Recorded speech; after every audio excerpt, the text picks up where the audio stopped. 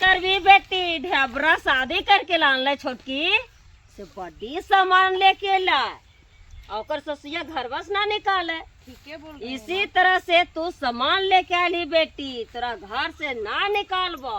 अब बड़की लेके अले न खो गरीब घर की हको तो लेक न खो यार तो कोड़न खनन ने जेते ना तो ओकरा घरवन पूरे बे ना हम रखबे ना घर में घरवन तो या माँ तोरा कुछो ना बुझो छोटकी के बैठा के रखो कम से कम घर में तो भातवा तो जानवर तलो वाह रे वाह यही है तो तू इनके रीतिया रिवाज हमरा खेतवा खटल भेजो एकरा बैठा के साथे रखो आगे बेटी ओकर बापा बड़ी दहेज देले है गोदरेज फलक फ्रिज टीवी कूलर सब देले है।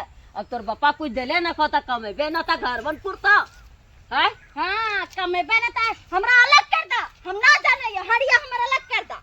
हाँ हमर बापा मैया कुछो न के देले हमरा ससुरारियन कोई कदर न के और ओकरा सब चीज मिलले त ओकरा बड़ी कदर में। तो देख सको भैया बेटी के दहेज ना मिले पर में भी सास ससुर बेटी के ससुराल में कद्र न करो हो तो वीडियो के ज्यादा से ज्यादा शेयर करियो।